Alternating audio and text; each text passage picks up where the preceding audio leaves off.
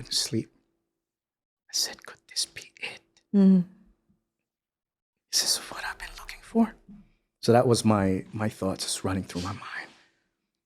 Because I was literally dying to serve God. I wanted to know the truth. And I go, is this it? Brother Barry Thompson has had many labels in his life. Son, Jamaican, New Yorker, Navy man, husband, dad, minister of the gospel, host of Face the Truth. But if there's one label that changed everything else, it's seeker. Now, I've known Brother Barry for over 2 decades now and have worked side by side with him in Christian media. But today, I got to hear the story behind the man I thought I knew. This is the story most people don't know about Brother Barry. The journey of a seeker who was looking for truth in all the wrong places, until God led him to the one place he did his best to avoid.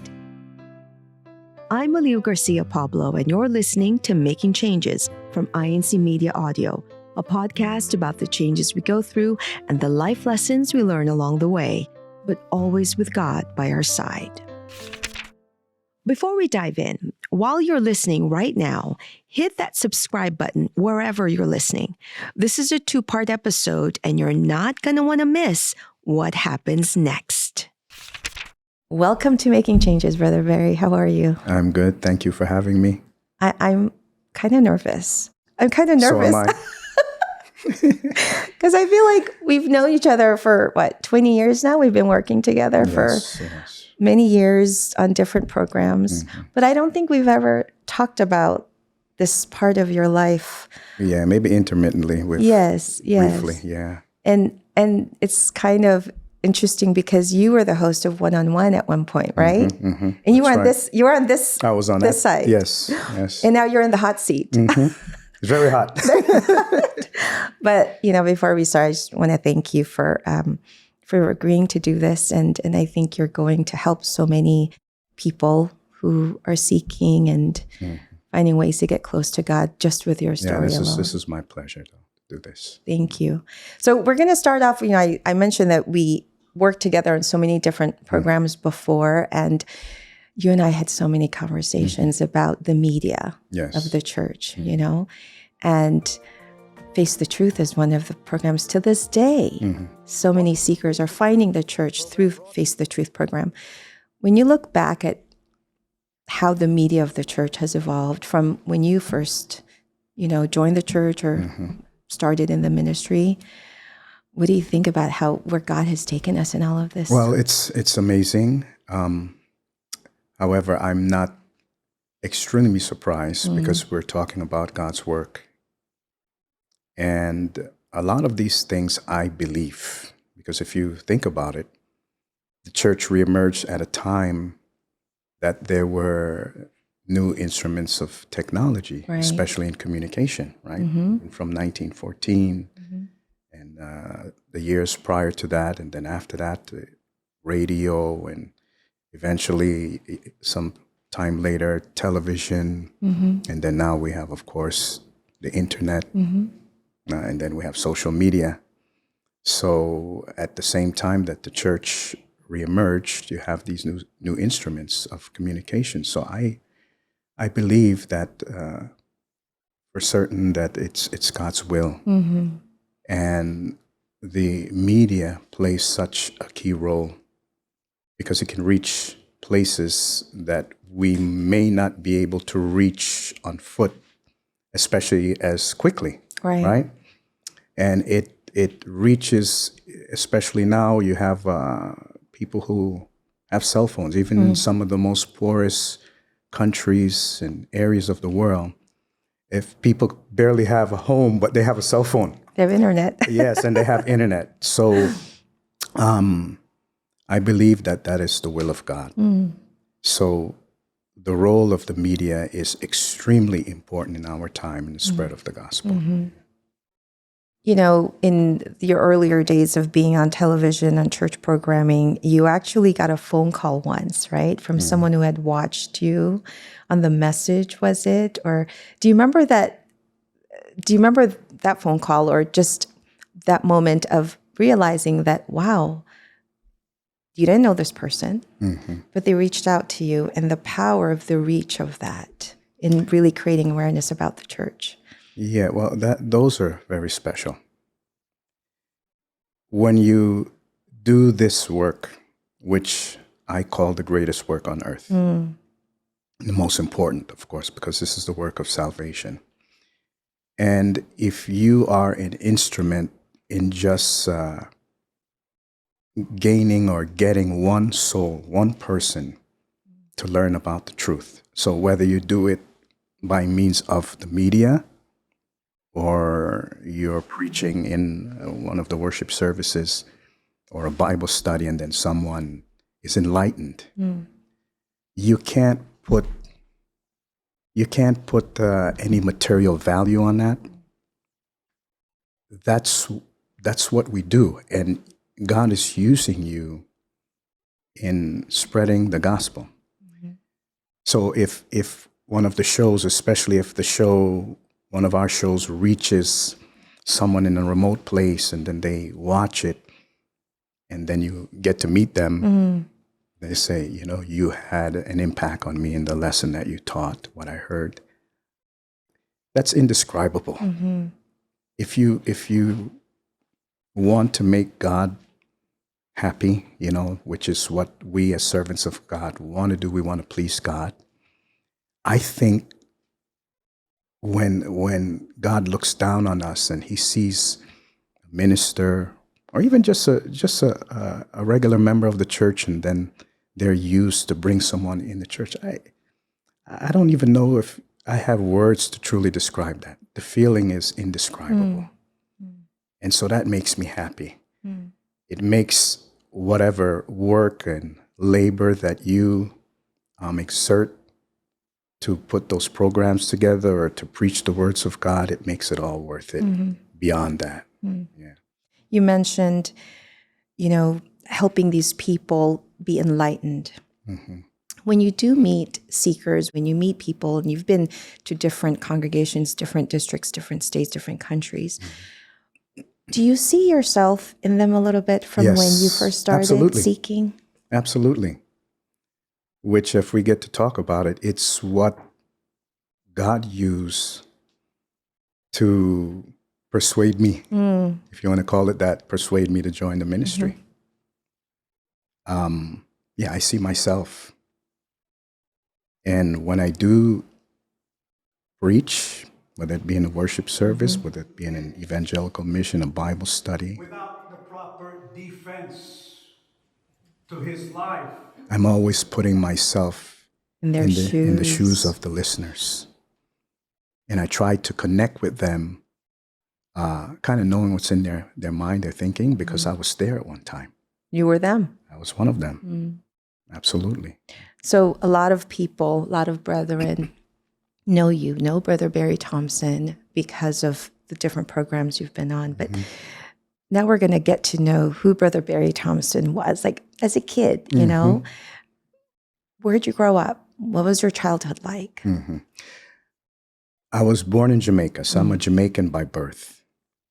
And I came to the United States age 7. I just turned 7. I should have been age 6. I was raised primarily in the Bronx, New York. I went to school in the suburbs in Mount Vernon, New York. Growing up, my childhood was typical. Back then it's a little bit different than it is today, of course.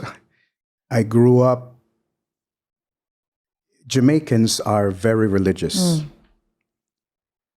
They don't necessarily go to church all the time, if you want to call it that, going to church or worshiping, but they're very religious.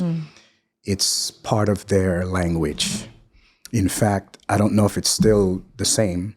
Jamaica itself has more churches per square mile than any other place in the entire world. I didn't know that. That was a statistic. Because Jamaica isn't very big. It's not very big, very small island, but it has a lot of churches. Of different, you have different groups, Protestants and Catholic. Anyway, so religion was not something I didn't know about. It was something that I knew about. However, growing up in New York, my childhood wasn't filled with it, meaning to say I didn't go to any particular church initially. But then there came a time that my mom, because I was raised by my stepmother, it's a long story. I was raised by my stepmother. She introduced me to a couple, a religious couple. They also were Jamaican, but they were living. This is in New York. This is in New York. This is in New York. They were a religious couple, and they went to a non-denominational church. So I want to say I was probably maybe 10, 11, 12. And they started to take me with them to church. I think my mom just wanted to make sure that I'm level-headed. You went to any kind of church, and stay out of trouble. Stay out of trouble. Before this time, though, did your stepmom, your dad, your parents, did they give you any concept of God and who God is? No, we never talked about it. They just talked about it, but not directly to me. So God is part of the conversation, right? Did you pray at home? Did you? No, none of that. None of those things. So, like I said, in Jamaica, people are very religious, but it's more intertwined into the lifestyle. It's just a mention. Like you say prayer before eating, right? And it's part of their conversation, like, praise God,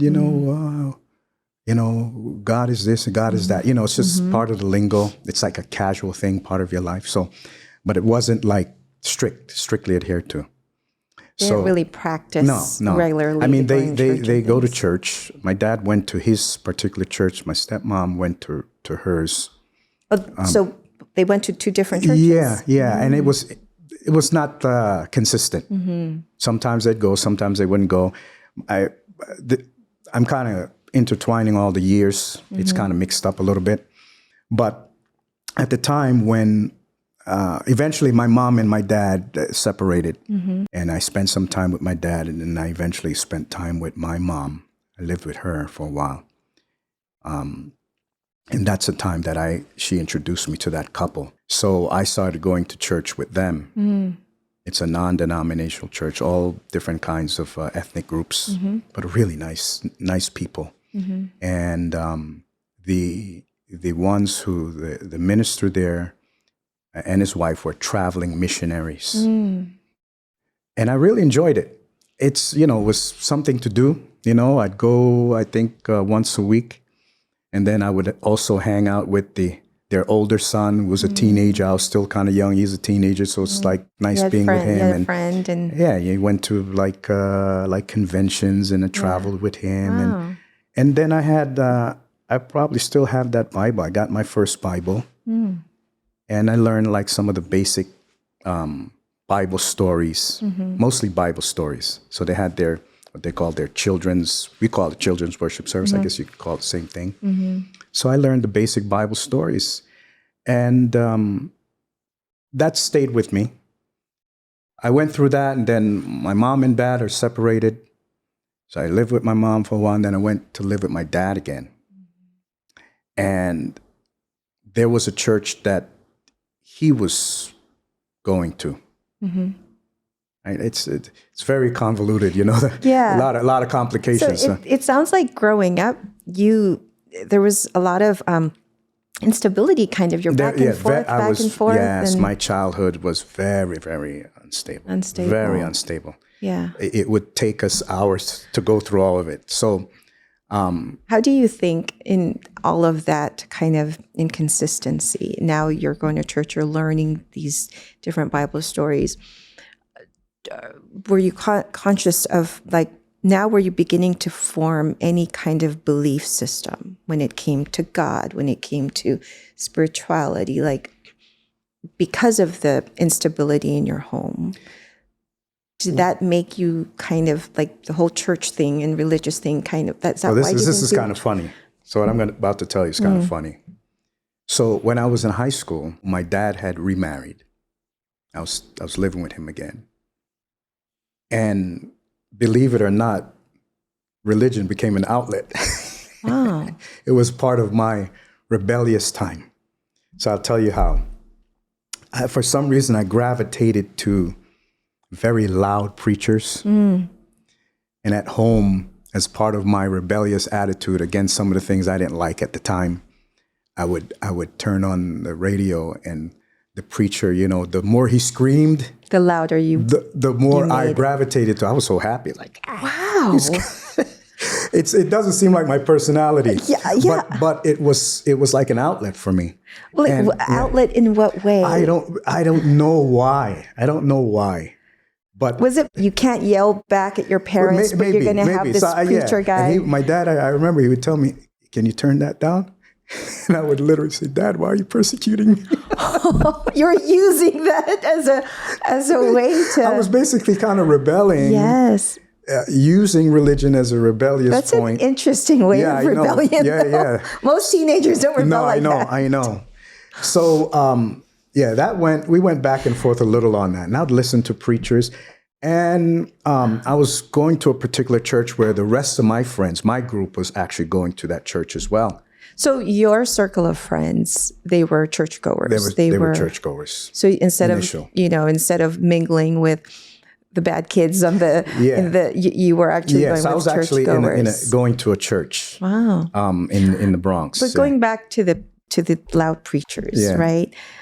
What was it about? Like when you think back, what is it that wasn't about attracted what you they to were it? saying.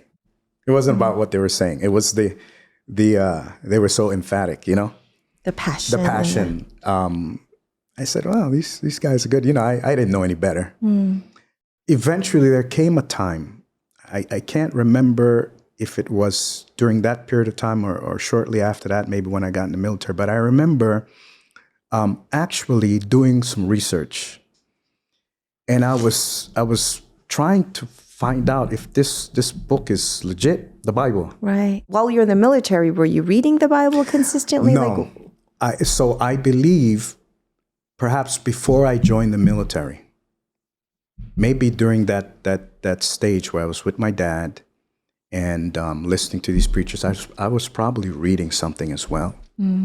I just remember researching about the Bible and some of the things mentioned in the Bible, like comparing it to archaeological finds. There was a book I read a long time ago that the purpose of the book was to prove that many of the things that were mentioned in the Bible have legitimacy, meaning you can find archaeological evidence. Actually, the book, part of the title of the book was Evidence, evidence that demands a verdict. And so you've always been a bookworm. You've always loved reading. Yeah. Yeah, that's another part of my life. Yeah. That's one of the things that I actually love to do. The library was my escape. I loved that. You could put me in a library from the time it opens in the morning, even if it opened at 8 until it closes, and the passage of time would mean nothing to me. Because you're just devouring. I would just read everything I could get my hands on. And I think I found the book one time while I was at the library, that particular book. And I was like, wow, this is different, These guys, whoever they were proving that the Bible is not just a book made up of a bunch of stories. It's legitimate. The things that were mentioned, although it's written so long ago, these places are real. So I said, I believe that the Bible was really the Word of God, even back then. When you said libraries were your escape, and you loved reading. Was the Bible one of the books that you were reading a lot? I read different books about the Bible. I had learned a lot about the Bible itself from that church that I went to with my mom's friends. So I learned a lot about the basic beliefs of the Bible. I didn't have any hard beliefs at that time. I just believed in God. You did believe in God? Yeah, I did. I had a strong belief already in God. So when I joined the military, my belief in God was already solid. So I believe that God exists. As to who God was and all the other things, didn't know much. But my belief that God exists was solid. Why do you think that book, that evidence book that you mentioned, why do you think you were so drawn to it? Like if you already believe, most people, I believe God exists, the Bible, because I believe God exists, therefore I believe everything that the Bible is saying, right? But why do you think that that particular book that you mentioned made you even more curious? Were there questions that you had deep down that you were trying to answer? Very simple. We can't see God, right? We cannot see God. So how do we know that he's even there? Do you think you had your own doubts? That even though you believed in God, do you think you had your own questions about God as well? You know, at that particular time, I believed that there is a God. Well, rationally speaking, I said to myself, and based on some of the things that were presented in that book and other books too, I'm sure I read other ones, but that one in particular, that, you know, you can't just have this universe existing as it is, right? And it just suddenly appeared By itself. You know, by itself. Poof, That's yeah. ridiculous. So looking at it from a rational standpoint, I believed that there was a God. And then reading that book supported my belief. And so that was already in me, you know, deeply in me. Now, as far as what this book actually means and all the different things and the verses and the books and the things like that, I don't know how they all come together, but I believe that God's words are here. In the military, that stayed with me. Now, the military, if we're going to go to that, even before you ask me the question, in the military, as far as seeking religion initially, no. I joined the military at age 17. And I actually turned 18 while I was in basic training in boot camp. And it was just about fun. Escaping. I got in the military and I wanted to escape New York. I wanted to get out of New York and I wanted to kind of see the world. And by the way, my older brother had already joined the Navy previous to me entering the military. So my older brother was kind of like my hero. I looked up to him. He's 9 years older than me. And I looked up to him greatly. And I noticed what a great change the military made on him. And it was shocking to me. And I was like, what is this military thing? What is this Navy thing? I saw him being so disciplined. I kind of wanted that. Why do you think you wanted that? I don't know. Why did the discipline attract you? I don't know. It's kind of strange. Usually at that age, people don't want that. No, you want freedom. I really don't know why. That's so strange. I'm kind of strange. Yeah, I don't know why I wanted that, but it attracted me. Do you think because, like you had mentioned, your childhood was so chaotic, unstable, but you wanted, so all of a sudden you want structure? Perhaps. So now you're in the military, you're reading, you're devouring, but you still don't have the need to like be part of a church. No. Like it was enough for you that you believe in God. Religion was not part of my life for the majority of my time in the military. And you didn't feel a need I for didn't it feel, to be. I wasn't fearful of anything. I was young, you know, a young man with money in his pocket, right? I didn't freedom. have to, freedom. And you know, I'd always wanted to go to California. So when I joined the military, originally I was supposed to go to Chicago for basic training.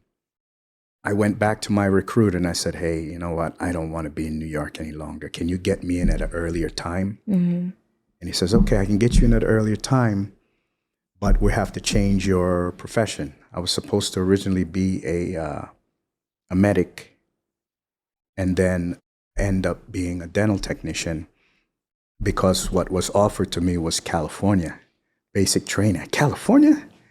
I said, wow. I used to watch the show called Chips. Oh, Chips. It's a you know, yes, and I the saw cops, the cops on bikes. The CHP, California Yes. Highway Patrol, they'd ride bikes and they'd be on the beach, and I saw that my eyes lit up. That was your vision of California. Yes, that was my vision of California, and I fulfilled it too. Yeah, I went out to California, and as soon as I got out of boot camp, and I just went crazy. I just went and just had fun and My many years was like going to clubs because every base has what they call a Right. base club for the military personnel.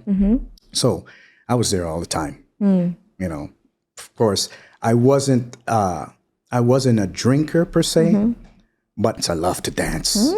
I love to dance Never back then. thought Yeah, you'd you be didn't a know that. dancer. No, I love to dance. Believe it or not, I love it. I love to dance. So you're just living the life of a young Yeah. guy in the military. You're in Yes, California. yes.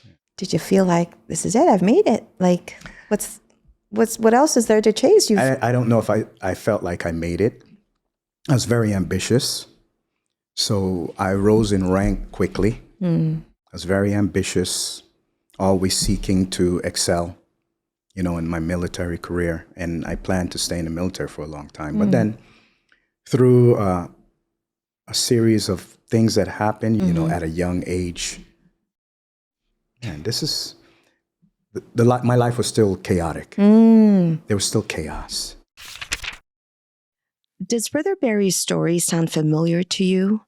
Jumping from church to church, listening to different preachers, and just looking for something that actually makes sense?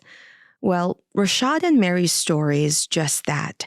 Check out their 2-part Making Changes episode called Broken Together, Healing Together, and you'll see the power of how God works in people's lives. Now, back to Brother Barry. You thought escaping New York would get you away from the chaos. You said there were a lot of things you did in your young life. Is there anything you're willing to share as far as what those mistakes were that led you? Yeah, well, I don't know if a lot of people notice about me, but I got married at a young age. I was married at age 19. That's young. And divorced at age 20. Oh. That had a big impact on me. Wow. So I have a child from You have that a time, child. okay? The one you guys know. Yes. And so now you're 20 and you got a kid. Yes. So I had no guidance. I had no one to teach me what marriage was about or any of those things. So chaos followed you. Oh yes, it was chaotic. It was difficult. Actually, I got married because I didn't want my son to be raised in a broken home. Like what you like had. what I had. So that kind of pushed me into I wasn't ready for it. So that happening and then all that went with that, the trouble that came with that, with my son and being divorced and then the after effects. It made me stop and take a look at, how I was leading my life. So even though I was going to the club consistently still, there was one day I went by myself, which I never do. I said, okay, let me go to the club. So I didn't call anybody and said, hey guys, let's go. I went by myself to the base club. This was in San Diego. And I went there. I didn't dance. I didn't drink. I just stood against the wall and I was watching the people dancing. Having a good time. Yeah, I was watching the people dance. I had an epiphany. And I thought to myself, I said, wait a minute. Just came to me out of the blue. What if the end of the world came? What if Judgment Day, because I already believed in that. Judgment Day, the end of the world. I believed in those things already because I'd heard those teachings. I said, if this happened right now and I was found in this place, I'm not going to be saved. Really, that's what happened. If Christ came and I'm in a club. Yes. That was literally what happened. It was just an instantaneous thing. It was no guilt leading up to that day, like guilty of not serving God. None of that. It was just at that moment. At that moment, everything changed. Brother Barry would begin a journey to seek out the answers to the questions in his mind. If you want to hear where that journey leads him and how it would eventually change the course of his life, visit incmedia.org/making-changes. We've put the link in the show notes below. Don't forget to subscribe to the INC Media YouTube channel for more inspiring stories like this one. Thanks for listening. and may your change uplift you.